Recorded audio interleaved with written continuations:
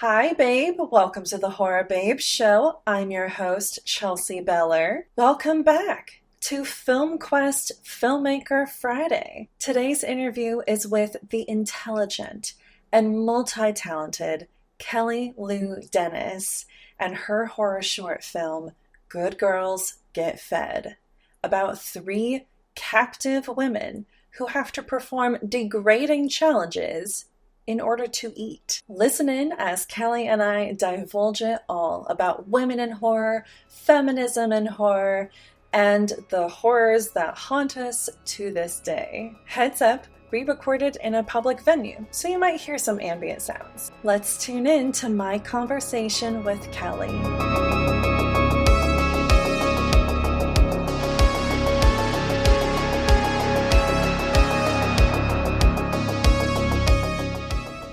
Professional, I swear.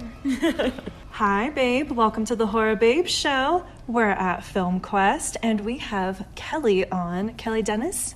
Kelly Lou Dennis. Kelly Lou Dennis. Yeah. Kelly Lou Dennis here. She did Good Girls Get Fed. I almost said Bad Girls Get Fed, and that's not right. That's not the point of the short film. You directed and wrote and acted in it, correct? Yes. Yeah. Tell me about that entire process, because I'm fascinated, because I've written and acted in my own things, but I haven't also directed, and I imagine that's like a whole other beast. Yes. Initially I approached two other gals in my acting class because they were just so talented, and we're all kind of fair-skinned, brown hair, same build. We would never really be cast in something unless that's the point. So, I said, well, would you ever want to do a project together? And it started super casually. Like, we would hang out 70% of the time and kind of write and bounce ideas around. Yeah. We eventually had a script that we were very excited about, and one of them stayed on to act as well in the film, Kayla Klein, so you'll see her in it as well. Yeah. And yeah, I've tried iterations of like co-directing before while acting, and this was my first time solo directing, having my own vision and knowing like what I wanted from it. And the way I found this way that worked is I had one person on set who's directed before, and so they know how to be on set. When I'm in a scene, the crew knows if they need to ask, the director a question, they have someone they can talk to. Right. And then they learned all of the shots that I had in my mind, but also why I wanted the shots that way, so that if there's ever a situation where they had to make a call on their own, they would understand where I was coming from, not just aesthetically what I wanted. Right. It was helpful. It's so important to have the right people on board to try to do something like this. So I had them. That was like the technical side of my brain, and then the other half, Aaron Krimitz was on, and he's fantastic with giving notes and working with actors, and he knew what I wanted as far as where all the characters were coming from. And I could come up from a take and be like, oh, I hated that so much, and I think we need to go again. And I could look at Aaron and he'd say, you're gonna like it, we can move on. And I know I can trust him, and he was right, and that way we don't have to spend time on playback. Right. And I did look at all of the shots and work with my DP ahead of time, but then when I was lying on the ground or in some weird position, someone would always bring me the monitor so that I could have a final check on it before we started the scene. That makes sense. Yeah. Your tagline, at least in the email to me, was Feminist Saw meets the Stepford Wives. That had me. Can you elaborate on that? Totally. It's not a perfect list of comps, if you will, because it's not bloody like Saw is.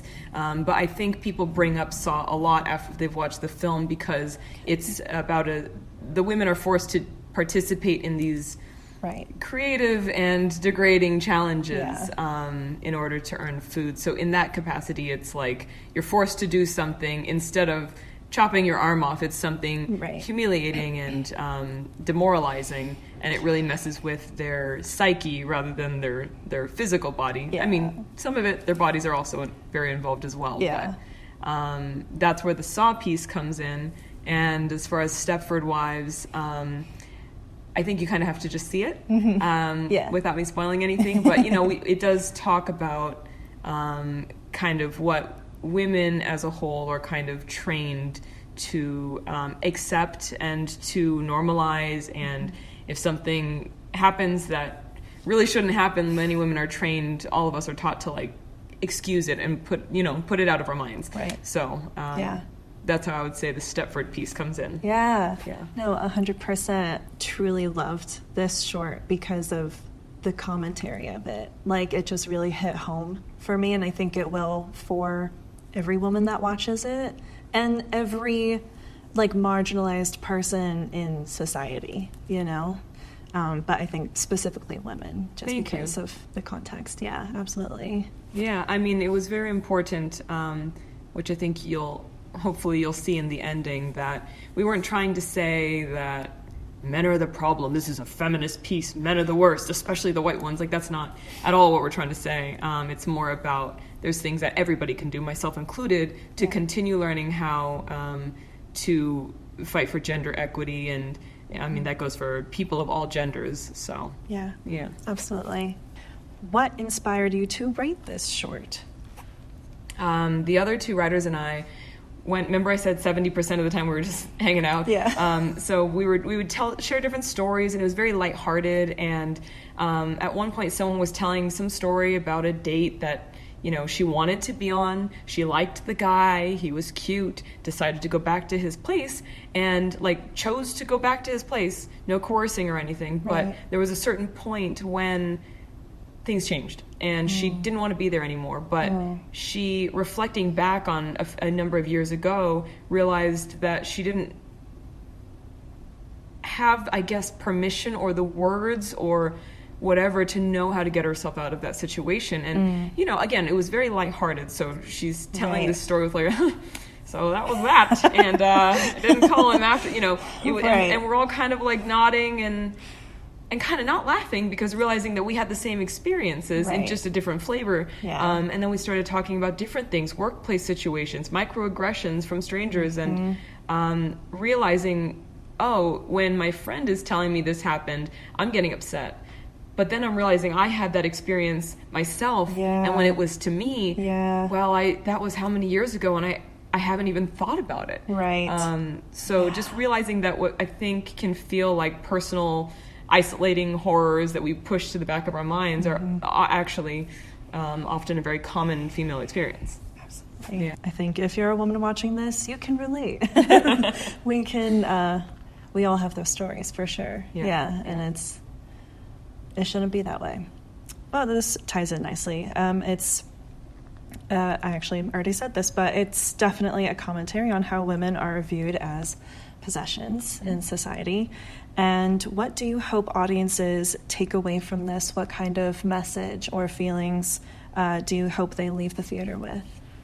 Great question. I mean, I think it's been shocking to me that there have been a lot of women. It's a dark piece. It's a bit brutal and unapologetic in what it's saying and how it's saying it. It has surprised me how many women have come up to me saying that, oh my God, it was so dark, and actually I feel very validated by that. 100%. This wonderful woman at a Q&A once said, I'm glad that it ends in such a dark way, because many women with trauma, we haven't found that happy ending, but it's gonna be okay. What do I say? The woman with the sun coming through at the end of the movie, and she's eating noodles, and she knows she's just gonna be okay. A lot of women with trauma don't have that yet. And so what this woman said to me in the Q&A was, why should everybody else in the audience be given that? The whole point is to kind of share the experience and the struggle and the burden that a lot of women carry. So I hope that it continues to validate a lot of women who feel unseen in what they feel alone in carrying. And I really am delighted when people say, oh my God, I watched that film and it sparked so much conversation on the drive home with my boyfriend or my sister or my whoever. So I hope that it encourages people to start thinking about their lives and what they put up with, whether they're whatever gender or not, and also how they can help speak up against issues and question what we're told is the way that things just are. Yeah, I love that. Who are your horror filmmaker inspirations? Oh. I mean, I know what truly horrified me growing up was, The Ring, and then I started healing a little bit from that, and then the Grudge came out, and then the American The Grudge, and those creature ones where it's like so human that really stays with me in a very impactful way. I think that the way that, at least in this project, I have another one brewing that's very gruesome and bloody, which is not typically me, but I think it really needs to be that way because of the message. But I think, like with Good Girls Get Fed, I think what people have been saying, which I appreciate, is it feels very real. It's not sensationalized or fantastical. It's very much like the horrors of real life. So maybe I'll make a possessed creature story one day, but I don't know if I have the the stomach for that. We'll see. I get that. Those movies absolutely just scarred me. Yeah. I can see it as we're talking right now. I can see the monsters.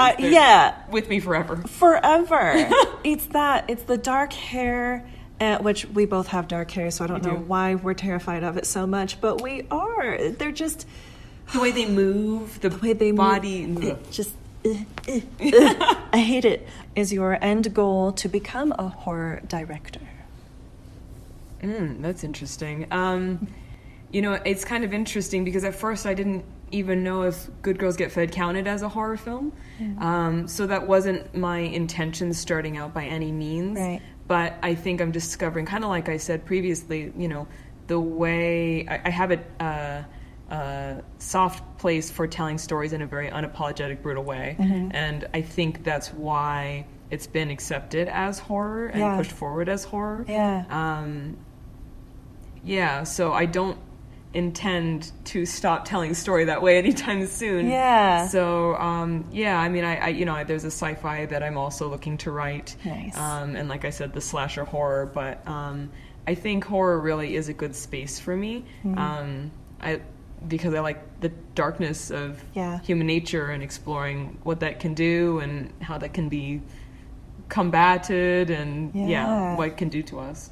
Well, I think also if you continue with a similar type of message, that it's inherently dark, and so that completely makes sense to continue on this path. Totally. But are you able to share what you're currently working on in terms of your future projects? Sure. I mean, the two I mentioned are two scripts that have just been chewing on my brain, but right now the big focus has been developing Good Girls Get Fed into a feature. So I have the script that we're continuing to work on, but it's in a good place right now. Cool. And that's, that'll be my first feature. So that's been the big focus right now, and it's horrible because you want to work on the thing that's chewing on your brain, but sometimes you have to wait and be patient. But I look forward to getting into writing those two scripts as well.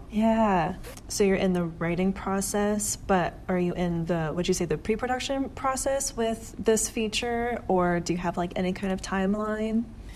Yeah, I'm hoping to get that started in 2025, ideally. Nice. I mean, it's kind of a wonky landscape right now, so we'll see. But I have the script, and I'll be polishing it until... forever. Until people take my hands away from it. Right now we're looking for a producing partner, and it's super contained, which is great. So it's 2 locations, 6 characters. We can shoot it virtually anywhere, which is... great because we have all the options, but it also means, oh man, we have so many options. So now we're trying to figure out which ones make the most sense for what we're looking for. That makes sense. Oh, I'm so excited for you. Honestly, it's such a important message, so I'm really glad that this came true for you and that you have a feature coming up. I'm really looking forward to everything you have coming forward. Thank you so much. Thanks for having me on the podcast. This is delightful. And what better place to go to grab all of your filmmakers than FilmQuest? So do you want to tag anything? Any final thoughts and any final words? I think, when you said earlier, am I looking to become a horror filmmaker? I think just genre in general, because it allows for such creative, visual, sometimes grotesque, nasty metaphors for some of these social issues that we get to really go crazy with how we want to interpret it, whether it's a monster, whether it's a girl that walks backwards down the stairs with long dark hair, or whether it's kind of like the horror that you see in Good Girls Get Fed. The world that you create, we have an opportunity to create commentary in a way that's not like, here is the message, this is what we want you to take away, but also it can hopefully get people to consider the issue in a more universal way. So I'm really excited for genre filmmakers, and I hope that we get to see more and more women and gender nonconforming folks and people just of all genders just in this space telling those stories, because who knows horror better than marginalized groups? True. Thank you so much for being on the show. I really appreciate it, Kelly. Thank you so much. Well, that's it from me and Kelly. Hope you enjoyed this week's FilmQuest Filmmaker Friday. Tune in every Friday for a new filmmaker interview. Please don't forget to like, comment, follow, and subscribe. You can follow Kelly at the social media handles below. Bye, babe.